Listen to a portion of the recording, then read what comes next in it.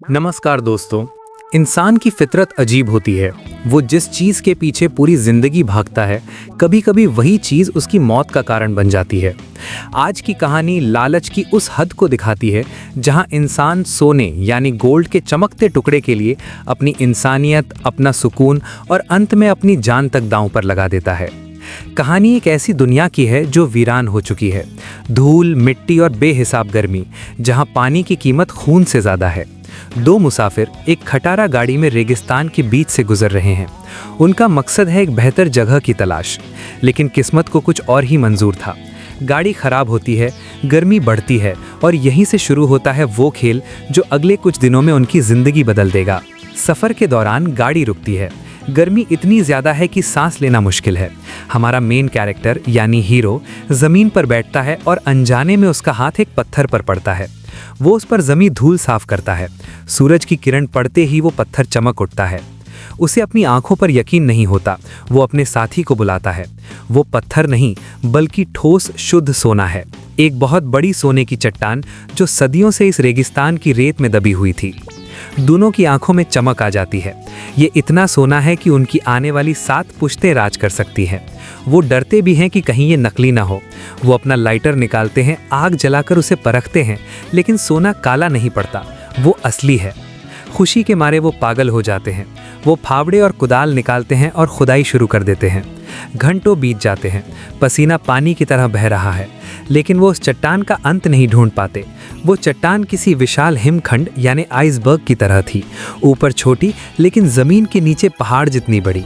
जब हाथों से बात नहीं बनी तो उन्होंने अपनी गाड़ी से रस्सा बांधा, एक्सेलरेटर दबाया, इंजन चीखने लगा, टायर रेत उड़ाने लगे, लेकिन कुदरत की पकड़ इंसान की मशीन से ज़्यादा मजबूत थी। रस्सा टूट गया, लेकिन सोना अपनी जगह से 1 इंच नहीं हिला। थक हार कर दोनों आग के पास बैठते हैं। रात हो चुकी है। रेगिस्तान की रात जितनी ठंडी होती है उतनी ही डरावनी भी। दूर कहीं जंगली कुत्तों के रोने की आवाजें आ रही हैं। अब उनके सामने एक ही रास्ता था, खुदाई करने वाली मशीन लाना।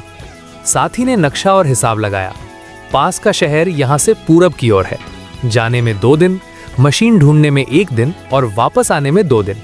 कुल मिलाकर 5 दिन का खेल था। लेकिन यहाँ एक पेंच था।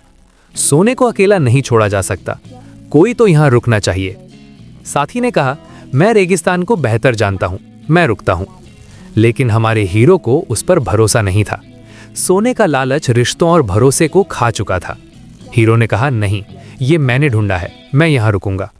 साथी मान गया, लेकिन जाते जाते उसने कड़वा सौदा किया। वो ज़्यादातर पानी और खाना अपने साथ ले गया, क्योंकि गाड़ी को ठंडा रखने के लिए पानी चाहिए था। उसने हीरो को एक सैटेलाइट फ़ोन दिया और कहा, जिंदा रहना, हम अमीर बनने वाले हैं। गाड़ी धूल उड़ाते हुए चली गई और अब वो वहाँ बिल्कुल अकेला था, एक वो और सोना। हीरो ने सबसे पहले सोने को रेत और धूल से ढक दिया, ताकि अगर कोई वहां से गुजरे तो उसे वो चमक ना दिखे। अगली सुबह जब वो लकड़ियां जमा करने निकला तो उसे कुछ दूरी पर एक टूटे हुए प्लेन का मलबा मिला। शायद सालों पहले कोई विमान यहाँ क्रैश हुआ होगा। अकेलेपन का डर उसे खाने लगा था। उसे लगा कि खुले में रहना खतरनाक है। उसने उस प्लेन के मलबे से धातु की शीटें निकाली और उन्हें घसीटते हुए सोने के पास ले आया। उसने एक काम चलाऊ तंबू बनाया। वो तंबू उसे धूप से तो बचा रहा था, लेकिन अंदर की गर्मी उसे भून रही थी। पानी की बोतलें खाली हो रही थीं। उसका चेहरा और होंठ सूख कर फटने लगे थे। माथे पर धूप के कारण बड़े बड़े छाले पड़ गए थे। वो बार बार सोने को देखता, उसे छूता, मानो वही उसकी जिंदगी हो। लेकिन उसे अंदाजा नहीं था कि रेगिस्तान उसकी परीक्षा लेने वाला है। कुछ समय बाद उसे कुछ आहट सुनाई दी। उसने देखा कि रेगिस्तान में एक औरत अकेली चली आ रही है। हीरो डर गया। उसने खुद को छिपाने की कोशिश की, लेकिन उस औरत की नजरें बहुत तेज थीं। उसने उसे देख लिया। औरत पास आई और उसने पूछा, तुम यहाँ अकेले क्या कर रहे हो? सब ठीक तो है? हीरो घबराया हुआ था। उसे डर था कि औरत की नज़र उस छिपे हुए सोने पर न पड़ जाए। उसने झूठ बोला कि उसकी गाड़ी खराब हो गई है और दोस्त मदद लाने गया है। औरत को शक हुआ। उसने कहा, पास में ही पानी है, मेरे साथ चलो। लेकिन हीरो अपनी जगह से हिलने को तैयार नहीं था। वो औरत समझ गई कि ये आदमी कुछ छिपा रहा है। उसकी नज़र उस तंबू और आसपास की चीज़ों पर घूमने लगी। हीरो का सब्र जवाब दे गया। जब औरत तंबू के करीब जाने लगी तो उसे लगा कि अब उसका राज खुल जाएगा। लालच ने उसकी आंखों पर पट्टी बांध दी।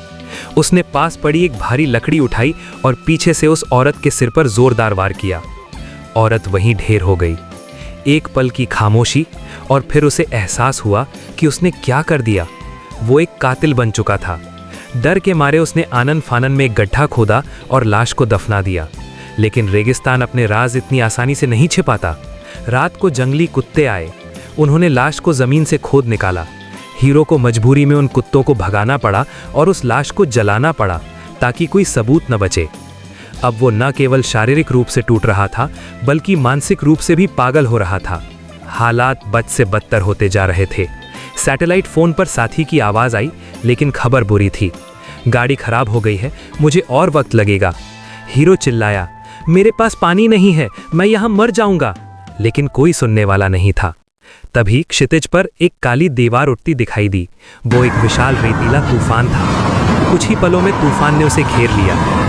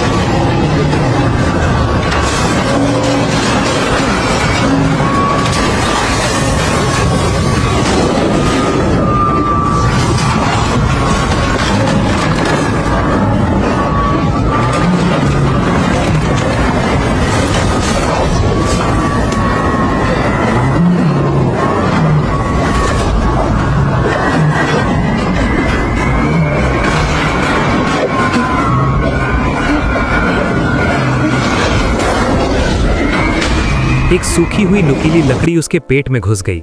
दर्द की एक लहर उसके पूरे शरीर में दौड़ गई। उसे पता था कि अगर इन्फेक्शन फैला तो वो मर जाएगा। उसने वो किया जो शायद कोई आम इंसान सोच भी नहीं सकता। उसने लकड़ी को खींचकर बाहर निकाला। खून का फव्वारा फूट पड़ा। खून रोकने के लिए उसने बारूद छिड़का और एक लोहे के टुकड़े को आग में लाल करके सीधे अपने खुले घाव पर लगा दिया। मांस जलने की आवाज और उसकी चीखें। उसने खुद को जिंदा रखने के लिए खुद को ही जला डाला। वो अब इंसान कम और एक जिंदा लाश ज्यादा लग रहा था। पानी खत्म हो चुका था। डिहाइड्रेशन की वजह से उसका दिमाग उसका साथ छोड़ रहा था। उसे वो मरी हुई औरत दिखाई देने लगी। उसे लगा जैसे वो वापस आई है बदला लेने। तभी एक और गाड़ी की आवाज आई। हीरो ने देखा एक और औरत गाड़ी से उतरी। ये कोई और नहीं बल्कि उसी औरत की जुड़वा बहन थी जिसे उसने मारा था। वो अपनी बहन को ढूंढ रही थी। हीरो की हालत देखकर वो डर गई। उसने पूछा, क्या तुमने मेरी बहन को देखा है? हीरो ने कांपते हुए कहा, नहीं, यहाँ कोई नहीं आया। औरत ने मदद की पेशकश की। उसने कहा, तुम्हारी हालत खराब है, मेरे पास पानी है, चलो मेरे साथ। हीरो का गला सूख चुका था। वो पानी चाहता था, लेकिन उसकी नजर उस सोने के टीले पर थी। अगर वो गया तो सोना गया। उसने मदद ठुकरा दी। उसने उस औरत को वहां से भगा दिया। औरत उसे एक पागल समझकर वहां से चली गई। हीरो खुश था कि उसका सोना बच गया, लेकिन उसे नहीं पता था कि उसने अपनी आखिरी उम्मीद को भी भगा दिया है। अंत में उसका साथी फोन कर